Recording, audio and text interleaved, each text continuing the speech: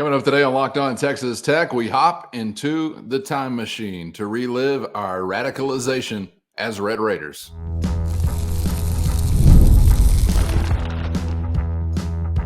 You are Locked On Texas Tech, your daily podcast on the Texas Tech Red Raiders. Part of the Locked On Podcast Network, your team every day. Great to be with you again on Locked On at Texas Tech on the Locked On Podcast Network, your team every day. Always free and available on YouTube or anywhere you get podcasts. Thanks as always for making us your first listen. And today's episode brought to you by Gametime.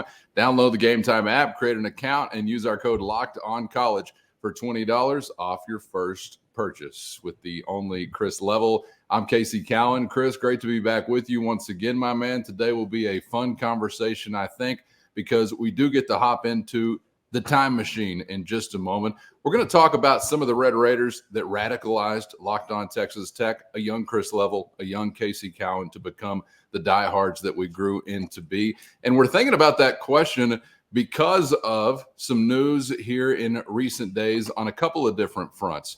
First, the passing of the great Jim Reed, Texas Tech basketball Hall of Famer, and of course the also possible induction, at least the nomination, of 4 all-time great Red Raiders as far as the College Football Hall of Fame ballot is concerned.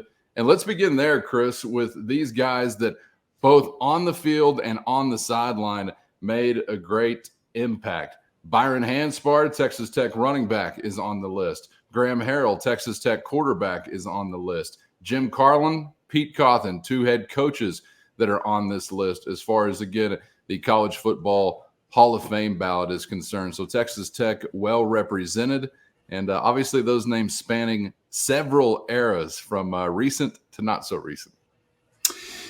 Yeah, and this is the National Football Foundation, which they have a banquet every year in Lubbock, and the chapter in Lubbock and in West Texas is very strong, and it gives you better representation to fight for people that I think represent Tech and all those things. Not every chapter around the country is as strong or whatever, but I think the Texas Tech chapter is very strong, and hence the reason you've been able to kind of try to tell your story and get guys on the ballot and see if you mentioned a couple names that really trigger me, because I feel very strongly about Byron and about Graham in their induction into not only the Hall of Fame college football, but they should be in your Ring of Honor as well. This is, and I would argue with anybody, at some point there's opinion here, there is statistics, there's different eras and all those things, and I'll certainly listen to that. But Byron Hanspard was the best running back that's ever played for you, period. Yes, you had James Hadnot and James Gray and Bam Morris. I think Taj Brooks' name is going to be mentioned based on statistically over time, based on the lengthy career that he had. Larry Isaacs, Billy Taylor. I think Torian's name, based on what he did, deserves to be in that conversation. But Byron Hanspard was the best. And there's just not many guys in college football history that have run for over 2,000 yards at a time when everybody knew you're running the football 30, 40 times a game. They know who's getting it, and you still couldn't stop him. And I really don't care. And especially with all that has gone on, that goes on now, I don't care that he reportedly didn't attend much class in his last semester here. If that's your main argument against, then you shouldn't be any part of voting process that I'm aware of. So that's my, I feel very strongly about that take or that opinion. He was in my sweet spot whenever I was going to school. 1,300 plus yards his sophomore year, 2,000 his junior year. He caught a ton of passes, especially that sophomore year, for nearly 400 or 500 yards. And he was his second round pick. all that. And then Harrell, much like Mike, I think Graham kind of changed the position. That's I think, he had basically a 4-to-1 touchdown to interception ratio. He completed 70% of his passes over his career. He had over 15,000 yards. And this was the standard of quarterback play there for a while. And he's the best quarterback that's ever played for you, with all due respect to Pat and Billy Joe and a variety of other folks that belong in that conversation. I mean, Graham was the best one. And I've always said there was a lot of good receivers that had come through here and other places that didn't have a quarterback like Graham that was as accurate as he was. And there's no Michael Crabtree if not for Graham. Graham made Michael Crabtree just as much as Michael Crabtree made Graham and those kinds of things. So that was a fun stretch. But those guys absolutely, if you're telling the story of college football, those guys belong in it, not just from a tech standpoint, but just the sport in general. But yeah, I feel very strongly about those other two guys, are those two players for sure. Yeah, and I think, this is a debate, clearly, or arguments that could continue to go on and on and on, and probably will. Yeah. At least we hope they will, as long as there is a Texas Tech fan base as far as, greatest running back, greatest quarterback, greatest Red Raider, whoever it might be. So we may have gotten the Patrick Mahomes fans that stirred up today. I mean, Mahomes is in your Hall of Honor.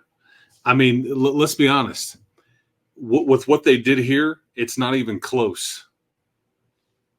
That's just the reality of it. Like, when you talk about quarterback, what they did at Texas Tech, and I think what Texas Tech has kind of said is, and we're talking about Hall of Fame for college football, for the whole sport, not just the Hall of Honor and Ring of Honor and all those things at Tech. But I mean, if you want to compare, Graham did so much more than Pat did. And that's not a slight on Pat.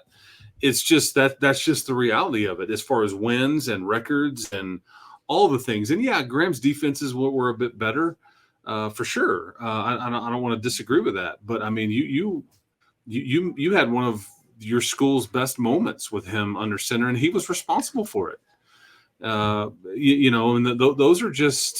those are wins and moments that, if you ask any Tech fan, that's top of mind awareness immediately. And it's been replayed a gazillion times. I wish there was more moments like that you had that you could lean on, but he was responsible for that. And I think that, I hope worthy of the nod in the College Football Hall of Fame, because I think he deserves it. All right. So simmer down, Mahomes fans.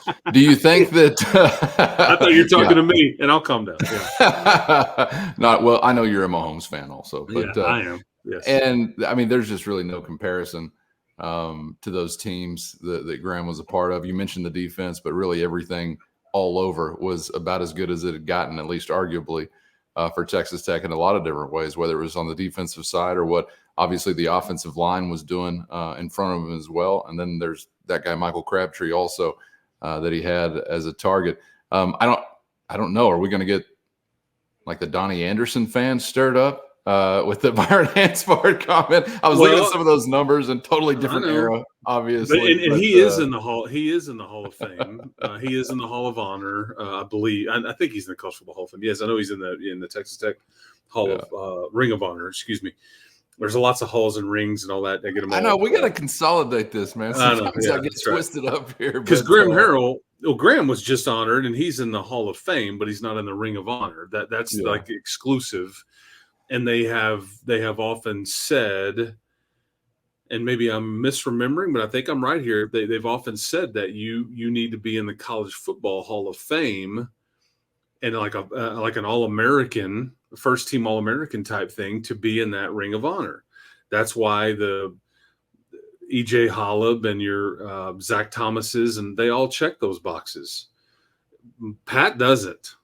He doesn't check some of those boxes. And I think that Wes Welker is a guy that I think he doesn't check that box. He was never a first-team All-American, but I mean, this is a guy that revolutionized the sport. He changed the position.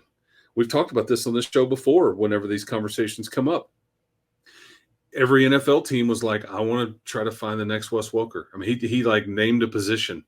that slot receiver, that inside receiver. I mean, he had the amount of catches he had, I think, is the most ever for somebody that went undrafted.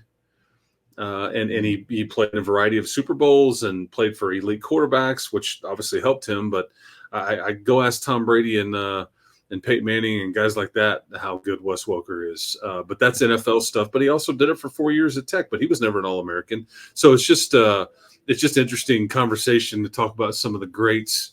But back to Graham and Byron, you can't tell the story of Texas Tech football without mentioning those guys' names.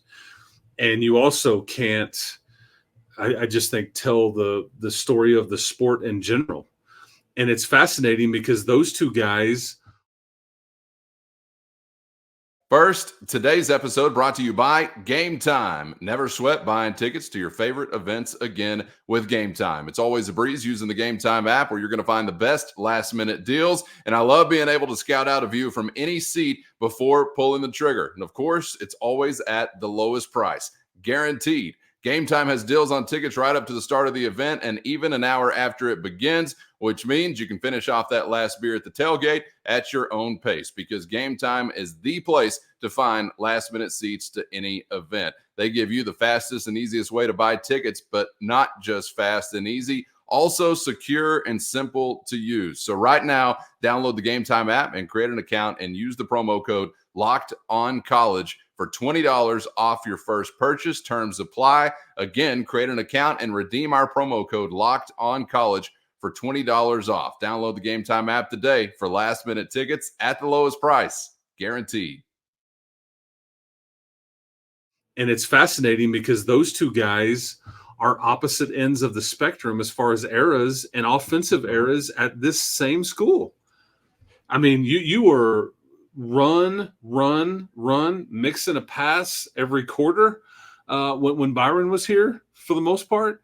And obviously with Graham, he changed the way that the sport was being played with how they threw it and how well he did it. So, and then, you talk about the two coaches. I mean, the two coaches had fairly short stints. One of them was a 10-year stint, not a short stint. Pete Coughlin, he was responsible for that 1938 season that went 10-1. They lost in the Cotton Bowl.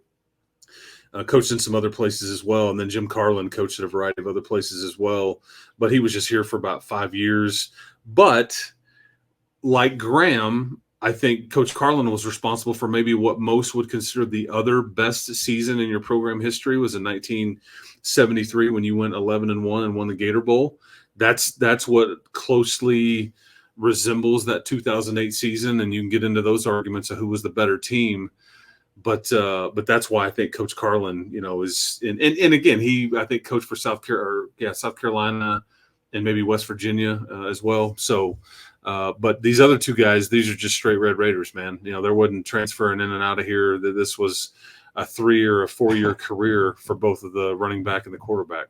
Yeah, and that's kind of an added wrinkle to the era we live in this day and age is how long you actually spent on campus, much like a coach, I guess, where once upon a time it was a foregone conclusion that you'd have a guy for an extended period or at least a handful of years. And obviously there are some who will come in and fit the bill as far as a transfer goes and maybe a 1 year type of appearance, and they may go down as legendary Red Raiders. So it's just kind of a different conversation or different feeling, I guess, now compared to once upon a time. And I'm glad that the, I guess, Ring of Honor criteria got fudged a little because of some of the things that you've already described. And I get the intent on really wanting to make it exclusive. I think it still can remain really exclusive. But as you're talking about there, man, there's some legends that do not fit or meet all of that initial criteria that was set out.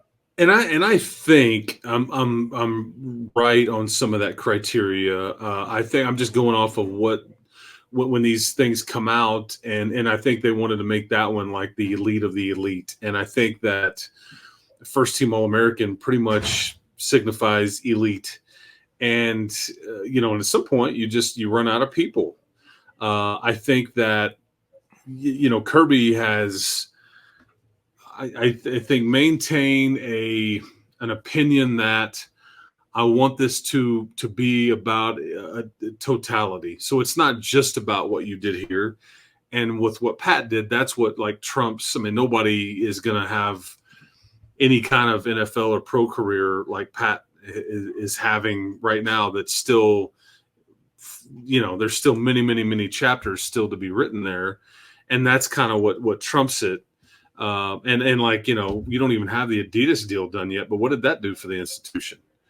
And so I'm not in any way suggesting that Pat doesn't belong in it. I'm just saying, but I think you kind of, you can bend it to fit your needs if you want to, or to make it still elite. And that's why I think a guy like Wes should be included, but so should, even if Byron and Graham don't get voted in, they belong up there in that stadium, man. I'm sorry. I watched every snap of their careers in person for the most part as either a student or doing what we kind of do now with radio and all that. And they changed leagues, they changed sports, they changed. I mean, it was just that they were elite. They were big time. Yeah. And you always had a chance with both of those guys on your team because they were arguably some of the best that's ever played at those positions. And they were certainly the best at the position at this institution ever. I just don't.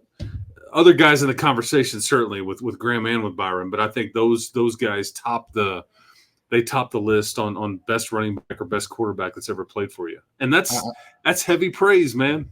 Sure. I'm kind of curious to see who the next name will be as far as the Ring of Honor is concerned. It's been since Pat, I guess, since we had an induction a couple of years ago. There's a nice mix of past and present with the last couple. It was Patrick Mahomes. It was the legendary Elmer Tarbox. Of course, prior to that, it was Michael Crabtree, Zach Thomas, Gabe Rivera, E.J. Hollop, Dave Parks, and Donnie Anderson. I think it's a very good idea to go ahead and build that south end zone building so eventually you got some more wall space because you may be running out of it as we begin to get the west side filled up, head over to the east side, head to the south. Who knows what's going to be going on in the north by that time. But I'm really curious to see where they go next because I think, the names that you're offering up, and I would agree with you wholeheartedly, are names that would warrant inclusion. But I know there's also a long list of those who came through in some decades that I may have not been alive for, that you also want to get right and get represented there. And I think so far Tech has done a really good job of mixing past and at least fairly present. And it's tricky because this is emotional for a lot of people, whether you're just casual fans or reporters or radio guys or whatever, like however you want to label us, to the general fan that is bled red and black and been in the stands and watched these guys, or your family members of these people. And then I think it's funny because you mentioned the transfer and the era. Yeah. The sport, that's what it's always tricky about, like arguing about Muhammad Ali versus Mike Tyson. Or Jordan and LeBron, all these generational arguments that people have because the sports that you're involved with change so much. And like, well, we're in an era now.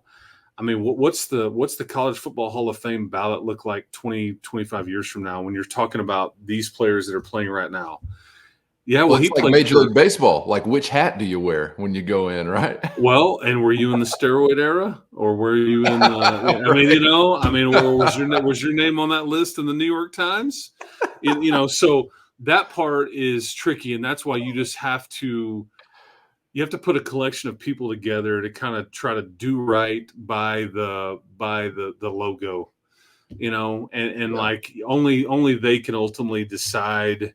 I don't know who all decides that, but I know there's a collection of folks. They have to ultimately kind of, that group needs to span generations and kind of have a feel for the here and the now and the past and all those things. And you just try to do right. But I just know, speaking on our platform here, man, I don't know. I just think Graham Harrell was one of the best players that's ever played in your program, and so is Byron. And I when I hear the stuff about, well, it was reported he didn't go to many classes or go to any class, that semester here because he knew he was going to go pro, and he was out.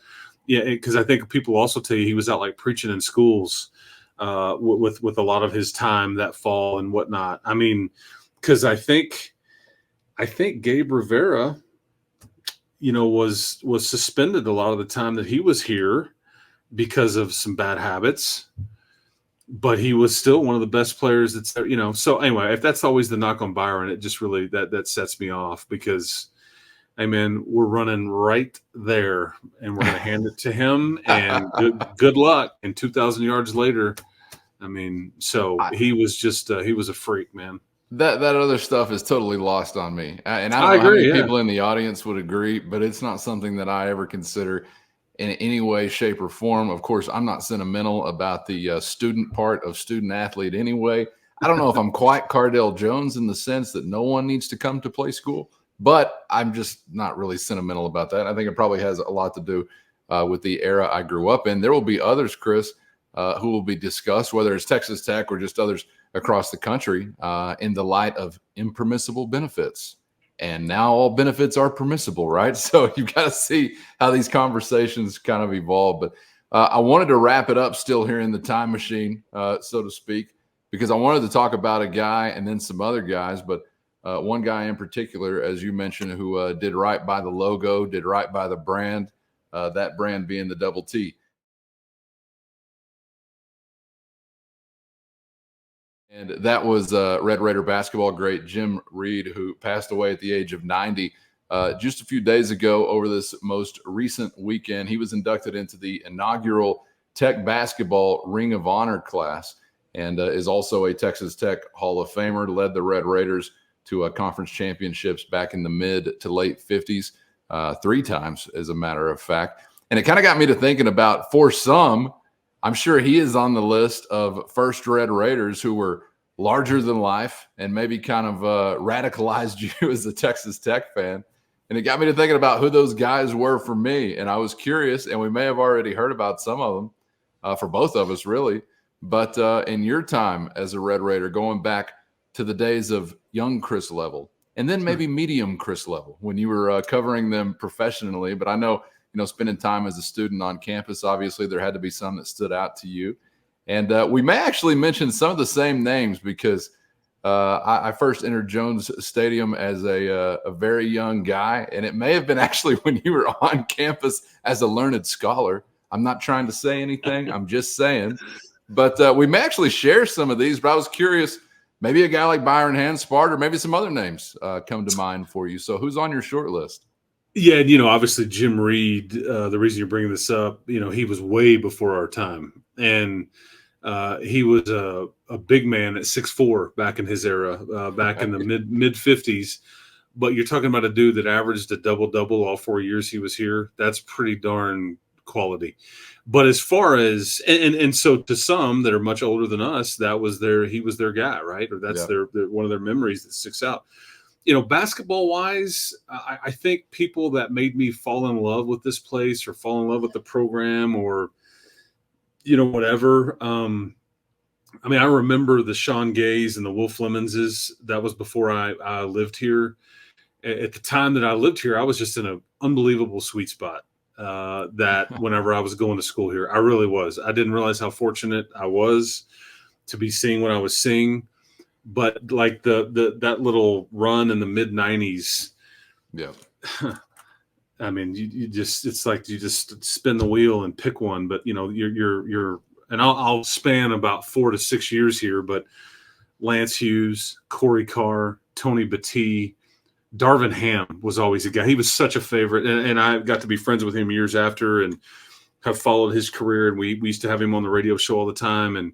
When I had him on the radio show, and he was an assistant coach for the Bucks, and like, man, I appreciate you being on the show with us. And we're talking about Tech and this and that. And he's like, well, I was like, well, how's it going? He's like, well, I'm trying to figure out a way to guard Damian Lillard tonight. And I'm like, well, that's a bigger problem than I'm dealing with. But I just loved, he played for the Mavericks and he did some TV stuff for the Mavericks at the time. And I just always followed him and loved his personality and his vibe and the ham slam. And that's why it was such a big deal when I saw Coach Dickey at West Virginia, because he was that era to me. Always smiling, always intense, always winning. But seeing Tony Battie in Orlando when we played Central Florida, didn't play very well that day, but just like Tony he was that group. But I was, and then like as you go on, like Andre Emmett sticks out to me. And there's all the guys that are recent since I've been doing what I'm doing and all that. But those were like memories that, I was trying to figure out life and trying to figure out what meant things to me, I guess, and what I was really going to be passionate about. And Andre Emmett was when I was a young married adult living here and trying to figure out what I was going to do with the rest of my life. And the guy scored more points in the Big 12 than anybody, and he was taken from us way too soon. But he's a guy that I watched kind of change who he was as a person and a player under Coach Knight. Came here under Coach Dickey and then left here under Bob Knight, and left here as one of the best players, not in just program history, but league history.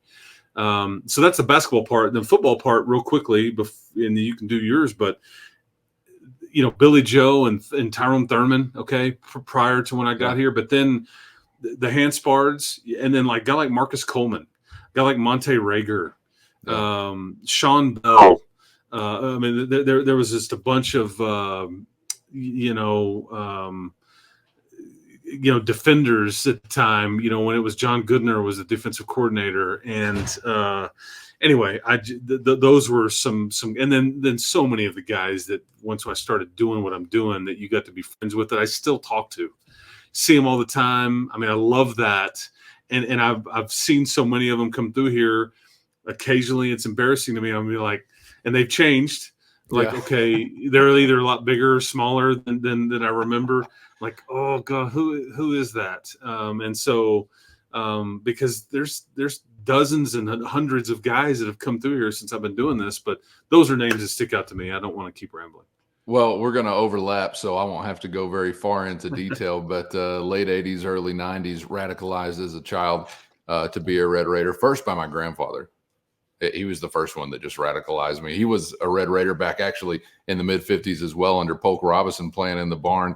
Also, I didn't get to see him play, but he made sure that I knew what a Red Raider was.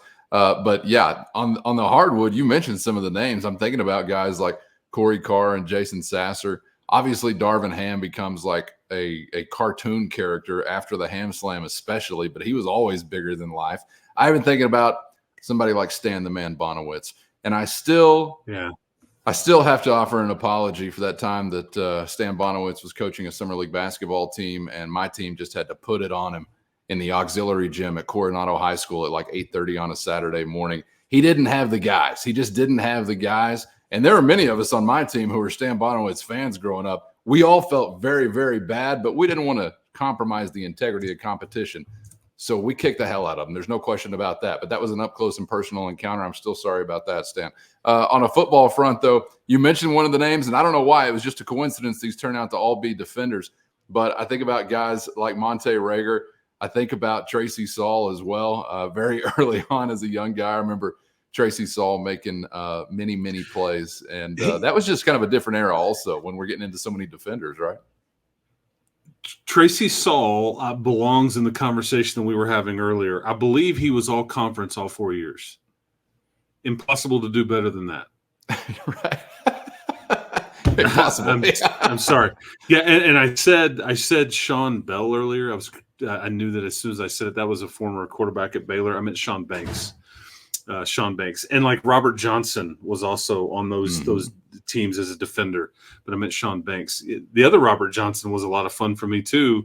If you remember the chaos of Robert Johnson as the JUCO quarterback in the first 5-star, and he comes in here and then Graham Harrell's throwing passes to him and he could never beat out Sonny Cumbie. And there was this rumored fight and all those things in the locker room one summer and all this stuff. And there was rumors of him transferring. And he switches to receiver. Very, very good receiver. I loved his personality, but that was way back in like the mid 2000s when, again, I was trying to figure things out. And remember Graham threw it to Robert Johnson at A&M. And then Mike goes out to midfield. And he's like, just goes to show you, man, even a pirate can beat a soldier, you know? I mean, and like those are memories that I hold dear. And I was there. I mean, I was standing next to Robert Giovanetti, and it was so loud, and we were talking to each other, and you couldn't hear any noise coming out of in one of our bodies just because it was literally – and they hated Texas Tech, regardless of what they say. And bucket drill, Graham threw that thing and dropped it right into Robert Johnson, and I believe it was Shannon Woods that picked up a blitz to allow that throw to happen.